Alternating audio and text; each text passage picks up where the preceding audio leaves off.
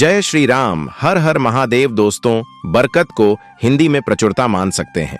बरकत अर्थात वह शुभ स्थिति जिसमें कोई चीज या चीजें इस मात्रा में उपलब्ध हों कि उनसे आवश्यकताओं की पूर्ति होने के बाद भी वह बची रहे। अर्थात अन्न इतना हो कि घर के सदस्यों के सहित अतिथि आए तो वह भी खा ले। धन इतना हो कि आवश्यकताओं की पूर्ति के बावजूद वह बचा रहे। अगर आप अपनी हर बात में बरकत चाहते हैं तो 10 अचूक उपाय को आजमाएं। आपके घर में अन्य धन और धान्य की कभी कमी नहीं रहेगी। दोस्तों, कई बार लाख कोशिशों के बाद भी घर में बरकत नहीं होती है। अधिक मेहनत करने के बाद भी सफलता हासिल नहीं होती है और न ही धन की बढ़ोतरी होती है।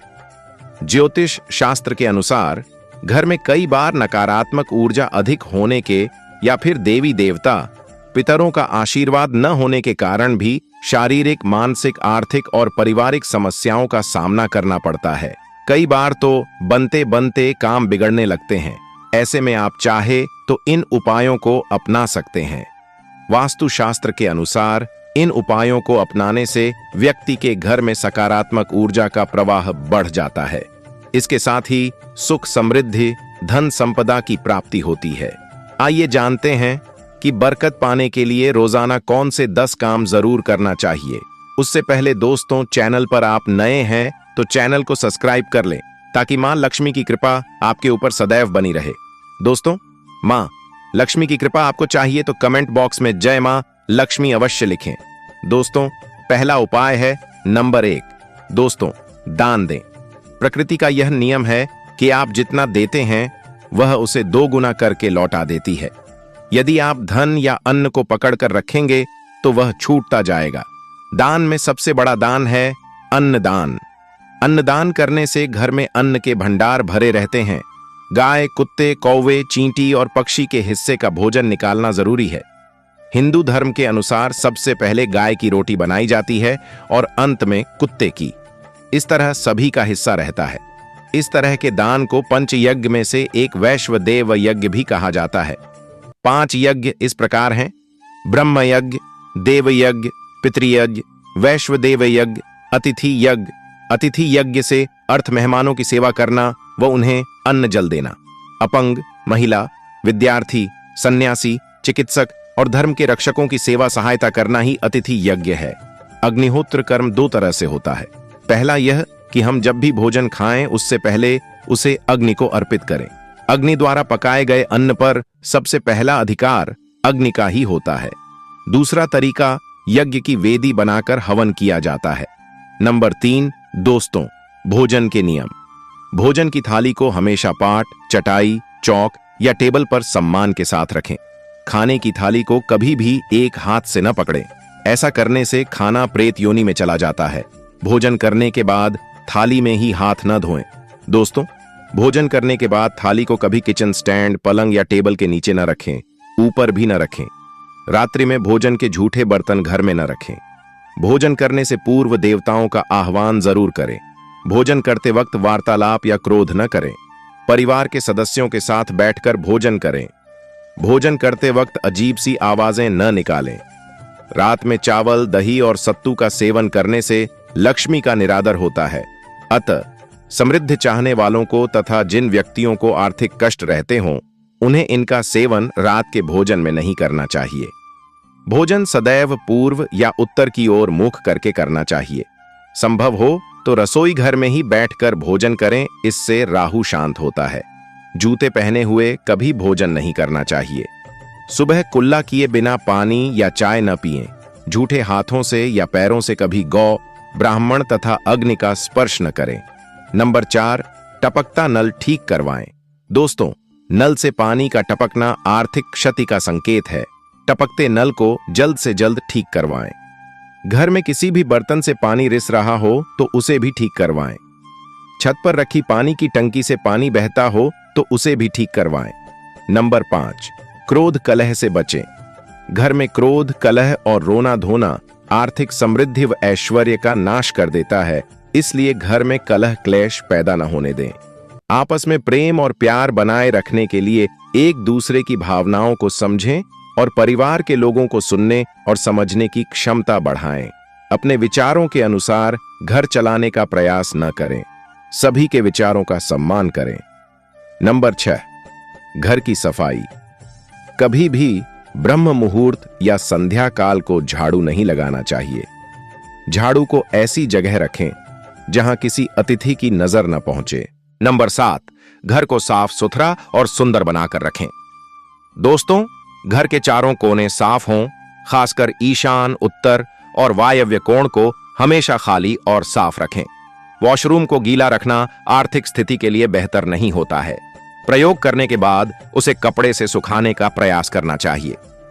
दक्षिण और पश्चिम दिशा खाली या हल्का रखना करियर में स्थिरता के लिए शुभ नहीं है, इसलिए इस दिशा को खाली न रखें। घर में काले, कत्थई, मटमैले, जामुनी और बैंगनी रंग का इस्तेमाल न करें, चाहे चादर, पर्दे या हो दीवारों का रंग। घर में सीढ़ियों को पूर्व से पश्चिम या उत्तर से दक्षिण की ओर ही बनवाएं। कभी भी उत्तर पूर्व में सीढ़ियां न बनवाएं। घर में फर्श, दीवार या छत पर दरार न पड़ने दें। अगर ऐसा हो तो उन्हें तुरंत भरवा दें। घर में दरारों का होना अशुभ माना जाता है। नंबर 8, खुद को सुधारें। घर की स्त्री का सम्मान करें। दक्षिण दिशा में पैर करके न सोएं। शर्ट और पेंट की जेब फटी हो तो उसे ठीक करवाएं। बटुए या रुपए को पेंट की पीछे वाली जेब में न रखें। किसी भी प्रकार का नशा न करें। झूठ बोलते रहने से बरकत जाती रहती है। दांतों को अच्छे से साफ और चमकदार बनाए रखें। बार बार थूकने, झींकने या खांसने की आदत को बदलें। घर में हर कहीं गंदगी फैलाने का कार्य न करें। नाखून और बाल बढ़ाकर न रखें। प्रतिदिन शरीर के सभी छिद्रों को 3 वक्त जल से धोएं, सुबह, शाम और रात्रि। नंबर 9, पूजा घर और तिजोरी। घर में अगर पूजा घर नहीं हो तो किसी लाल किताब के विशेषज्ञ से पूछकर ही पूजा घर बनवाएं। यदि वह बनाने की छूट देता है तो किसी वास्तुशास्त्री से संपर्क करके ही पूजा घर बनवाएं। ऐसा इसीलिए क्योंकि किसी की कुंडली के अनुसार घर में पूजा घर रखना नुकसानदायक होता है। किसी देवी देवता की एक से ज्यादा मूर्ति या तस्वीर न रखें। पूजा घर के अलावा देवी या देवता की मूर्ति या चित्र घर के अन्य किसी हिस्से में न लगाएं। किसी भी देवता की 2 तस्वीरें ऐसे न लगाएं कि उनका मुंह आमने सामने हो।